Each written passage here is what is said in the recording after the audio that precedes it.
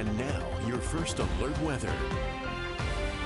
Yeah, working on a little clearing right now, but we still got some clouds overhead and a few areas of snowfall with more snow coming in here for late tonight, around midnight, about 3 to 4 o'clock in the morning. And then we have a push of rain and snow on the way still for this Friday and the weekend. Right now, we're at 22 degrees at the Idaho Falls Airport, winds out of the northwest at 3 miles an hour. Live look here at the Pocatello Farm Bureau Skycam. We got lots of sunshine at the moment. We got 29 degrees at the airport, winds coming out of the west at 5 miles an hour.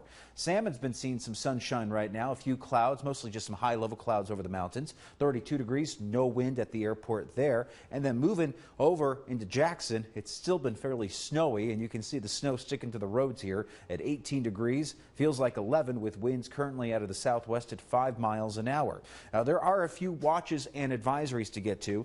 The winter weather advisory we're still under, mostly for the eastern and southeastern highlands of the Snake River Plain, getting outside of Pocatello into the foothills and mountains and those foothills just east of Idaho Falls. We're looking at a winter weather advisory in the higher elevations lasting till tomorrow morning at 5 a.m. This includes Lava, this includes McCammon, and this includes portions of Gem Valley. Now, as we get into the weekend, we have winter storm watches for the mountains here. You'll notice nothing for the Snake River Plain proper, but these will probably be stepped up to winter storm warnings as our next system rolls on in for Friday and this weekend. Currently on Viper, I got some light snow still coming out of the Mini-Cassia area. We got some steady snow up towards Ketchum, more snow out towards Mountain Home and Boise right now. This stuff is slowly working in towards our direction here later tonight. Locally, we're not seeing much. Again, just some snow showers and some steady snow out towards Teton County, Idaho and Wyoming. But we got another patch of snowy weather later tonight, and then we have more of this wet weather coming off this low for Friday.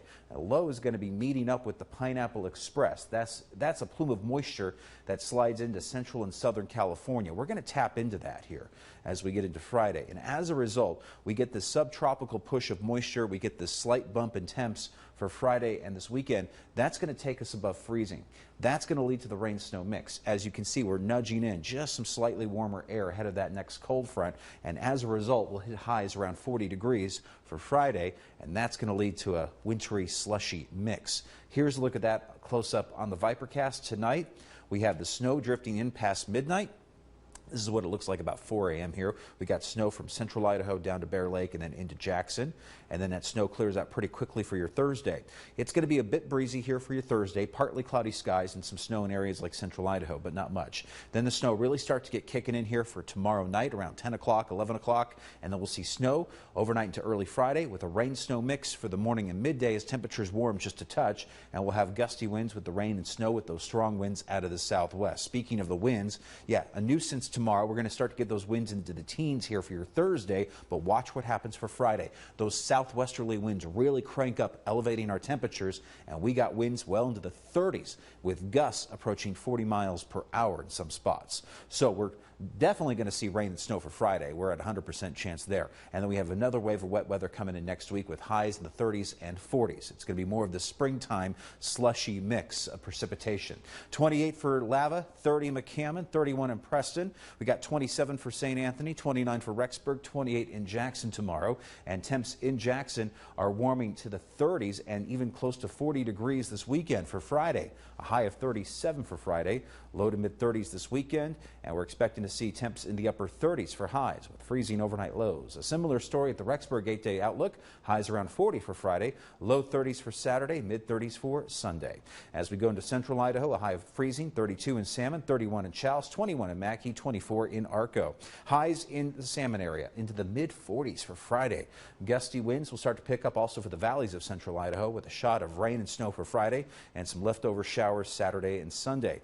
Moving back into the valley with a high of 33 in Blackfoot, 36 in Pocatello, 31 in Idaho Falls. 8-day forecast for Blackfoot topping off around 43 for Friday, and we're going to be in the mid 30s this Saturday and Sunday. Now, we don't see much precipitation for Saturday, but we're starting to pick up on more of those clouds for Sunday, and we have another round of wet weather coming in for Monday, Tuesday, and Wednesday of next week. Pocatello, a high of 45 for Friday. We got 39 for Saturday, low 40s for Sunday, and look at that, 40s stretching well into next week with a rain-snow mix. Similar story for Idaho Falls. 42 for Friday. Then we're down to 32 for Saturday as we get on the other side of that cold front.